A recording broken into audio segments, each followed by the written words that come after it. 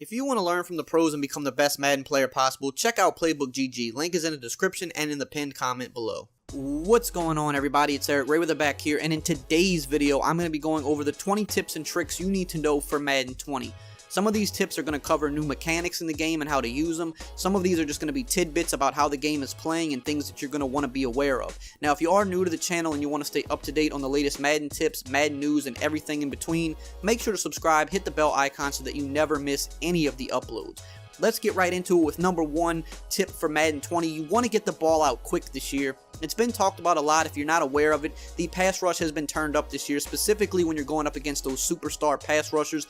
They get off the block very quickly. You can't sit back and hold the ball as long as you did in years past and just wait on the deep routes every play. You have to get the ball out quick. You definitely want to take your checkdowns when they're there this year, especially because the QB releases have also been slowed down and the trajectory on the ball is more realistic. So you want to get the ball out earlier in general just to kind of lead your receiver to the open area. You don't want to be late on your reads this year, but definitely take those checkdowns, or you will take a lot of sacks, or throw a lot of picks because your QB will be getting hit as he releases the ball. Definitely practice getting the ball out quick this year. It's one of the biggest adjustments you're going to have to make for Madden 20.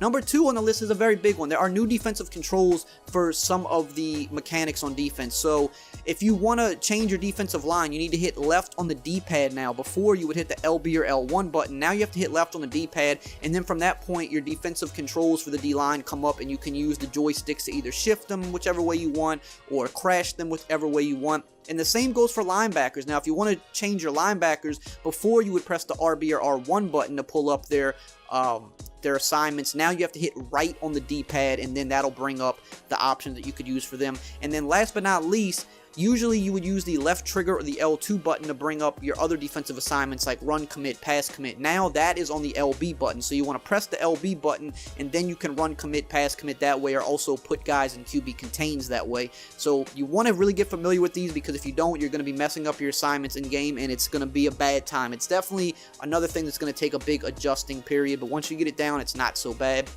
Number three on the list, I recommend using safeties this year. In years past, linebackers were, all the rage. You would use a linebacker, you could move around the field and really just cause havoc. But this year, they have been nerfed a good bit. You can no longer get those super jumping animations with linebackers. If you're trailing a receiver by even just a couple yards, you typically will not animate and get to the ball. You can now, because of this, actually drop the ball into open windows that you couldn't in years past. So I'm actually happy about this. But if you want to have more of an advantage on defense, you want to get familiar with using safeties, because those guys do get a little bit better animations because they're more athletic players typically. They're usually faster as well, so you can cover more ground with them. So I would recommend get familiar with using safeties over linebackers this year. Number four is there is a new pump fake mechanic in the game. It works okay. It's not like OP or anything like that, but it can be good for trying to fake out a user defender. So if you want to pump fake to a player, all you have to do is double tap his icon really quick. Your QB will do the pump fake animation and pull the ball back. It's kind of fun to use, but like I said, it's not too OP. It can fake out the AI every once in a while, but it could potentially fake out a user defender, so that's really where you would want to try to use it. So just double tap the receiver's icon, and that's how you will pump fake to him. Number five is the new abilities that are in the game. You want to get familiar with these. You can find them on the menu screen, and you can go through every team and see who their X Factor players are, who their superstar players are, and what abilities they have. And you want to try to find teams that have abilities that fit your play style. So if you're a run-heavy guy, look at the running back abilities, because some of them, some running backs get better juke moves, some get better stiff arms that, can cause people, you break more tackles, or you can cause more missed tackles with these guys. Some running backs can get better blocking on certain types of run plays. Same with like passing. If you look at QBs like Tom Brady, he gets extra hot routes for his receivers, so you can get more creative with Tom Brady than with other QBs. Certain receivers get better hot routes just because they're an elite receiver, or they get better route running on certain routes. Certain defensive backs are better in zone than man, and they can get better reactions when the ball's in the air. So you want to get familiar with these abilities and kind of find the teams that fit, what you like to do, because the abilities definitely make a huge difference this year. Number 6 on the list is a change that has been made to the kicking. So if you want to not get your kick blocked this year, all you have to do is get perfect accuracy. In the past, you would have to get perfect power and perfect accuracy, which wasn't really that realistic, because sometimes you're kicking a chip shot, a 20-yard field goal, or just an extra point. And in real life, kickers are not putting their entire leg into those easy kicks because they know they can make them. They're just focused on kicking it right down the middle. Now that's how you can play the game. If you're using those or if you're on a short field goal or something of that nature, or extra point, just get perfect accuracy and your kick cannot get blocked, both by the CPU or a user defender. The only time you really need to worry about the power and the accuracy now is when you're kicking those longer field goals. Number 7 on the list. As of right now in the game, man defense is better than zone. Now, yes, man defense can still get beat by good receivers that can, on a double move route, the same that would happen in real life, but man defense is actually really good so far this year, and it is way better than zone. The zone defense is not too good right now, but with the pass rush being turned up, it kind of hides that a little bit. It kind of balances it out. But if you're looking to play a little bit more bend don't break, I would recommend trying man defense, at least at this point of the year, until any changes are made. Number 8 on the list is the no huddle. So we've talked about this a lot. The no huddle has changed this year. When you no huddle, your entire offense is automatically lined up. The clock will run off the amount of time that it would have taken you to line up. It calculates depending, on years past, how long it would have took your team to line up based on how far the furthest player is, how long it would take him to get lined up. It runs the appropriate amount of time off the clock, but the thing is, on the defensive side of the ball, you're at a disadvantage because the offense only has to wait 3 seconds to snap the ball, so you don't want to get caught trying to make too many adjustments on defense when somebody no huddles. Maybe you want to just do a quick audible into a base defense by pressing X or square, and then maybe you pick a 2-man under or a cover 3. You just want to get into something that's kind of balanced and not something that can be exploited too easily, something that's a bend don't break. You don't want to try to make too many quick adjustments when someone no huddles, because you're going to be in a spot where you're probably going to get messed up because of the limited amount of time that you have. Number 9 on the list is how to scramble with quarterbacks this year. So there's a new mechanic where you can pull your passing icons down and immediately turn your QB into a runner behind the line of scrimmage. To do this, you press the LT or L2 button. It'll pull down the passing icons, and now your guy is going to be a little bit faster than he normally would be behind the line of scrimmage. He also can juke or spin, have those ball carrier moves, so you want to make sure that if you're trying to scramble out quick and you see an opening, press that left trigger before you scramble out, because it's going to be more beneficial. Now, if you're scrambling out the pocket and you see a receiver running wide open and you decide you want to pass to him, you can just press the left trigger or L2 button once again. It'll pull up your passing icons back up, and then you can deliver the pass. Number 10 on the list is how to disguise your coverage from the play call screen. So if you go into coach adjustments this year, you have the ability to set the alignment of your defense. You could set it to base align, man align, whichever you prefer. Most people in Madden always base align their defense, because what that does is it lines everything up to look the same, and it disguises your coverage pre-snap. So now you can do this from the play call screen, and when you break the huddle after you call your play, your defense will automatically base align. And this also it takes away one less adjustment that you have to make on defense, which saves you just a little bit of time as well. So definitely mess around with that and see how you like using that for your defense. Number 11 on the list is avoid big hits at all costs this year. As of right now, the fumbles are high in the game. Some people like it, some people hate it. Personally, I'm starting to lean more towards the side of, if you're just going to eat hit sticks all game, you should be fumbling the ball. There is a skill gap to avoiding big hits. You want to give yourself up and go down sometimes. You want to get out of bounds sometimes instead of trying to fight for those extra few yards. A lot of people just want to juke and spin and do all the ball carrier moves, because in years past you could just juke, spin, and there was really no consequence to it. But now, if you juke or spin yourself into a hit stick, you're probably going to fumble. Same with a quarterback. If you're taking hits with QBs, you're definitely going to fumble. So you want to slide, you want to give yourself up, you want to go out of bounds, you want to cover the ball, you want to avoid big hits, because if you don't, you're going to fumble probably a couple times a game this year.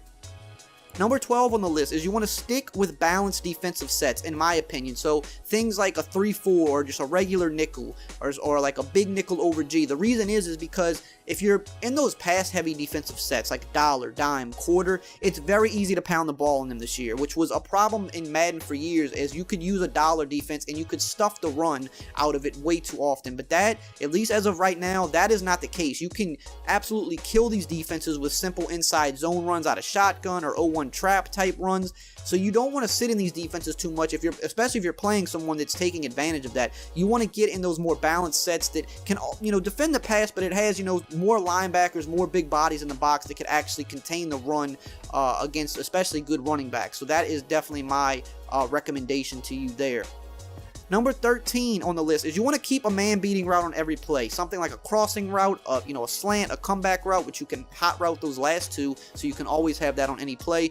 In years past, no one hardly ever used man. It was just all-out zone because man was worthless. Now man defense is good. You're going to see people use it a lot more this year, so you can't just go out in a play and just be thinking of just beating zone. You have to at least keep one route in your back pocket in case you get hit with man-to-man defense. Like a comeback route, like I said, for example, you can hot route that. A slant is really good as well. You want to keep those routes on your play just in case you do get hit with a man defense.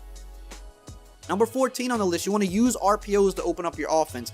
RPOs were added to the game this year, which is a run-pass option play. They're basically just better versions of run plays. They have a built-in pass built into the play. So you want to look, especially ones that have like bubble screens built in or like a quick slant on the back end. You want to get familiar with these plays, and then post-snap, you just have to read the defense quick. You do have to get the ball out very quickly on an RPO. So if you see that the guy is open, you can hit him with a quick pass. But if not, then you can just hand it off to your running back, try to gash the defense. And this makes it harder on defenders because now they have to worry about defending the pass and the run in the same play. And if you get familiar with these and kind of learn how to run them, they really open your offense up a whole lot more. Number 15 on the list is the Philly Special and the Fake Philly Special. Now, this was added this year, and a lot of people are worried about, well, if you run the Philly Special, it's a dead giveaway. But there is a fake version of the play, which is a run play. So if you are going to use the Philly Special, definitely make sure that you use the Fake Philly Special too, because you don't want it to be a dead giveaway of which play you're running. You want to make your opponent have to worry about defending both, which is going to make it a lot more viable to mix in if you're using it that way.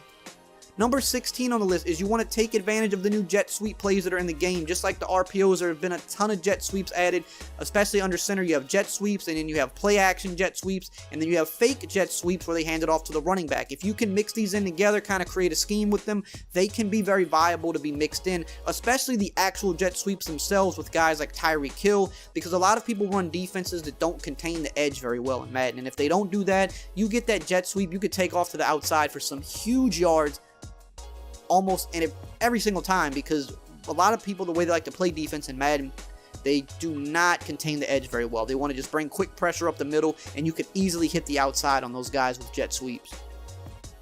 Number 17 on the list, you want to use contains to slow mobile QBs this year. Last year, the contains were terrible. After they patched the game, they were useless, and that's what left us with a year where mobile QBs were just almost unstoppable. This year, the contains work very well, and you want to make sure to use them, especially on the superstar QBs that have the mobile abilities that give them better agility when scrambling outside of the pocket. So to use contains, you hold the LB or L1 button, and then you press RB or R1. When you put contains on the field, you will keep these guys in the pocket a lot better, and you'll be able to contain them from getting outside of the pocket where they're the most dangerous.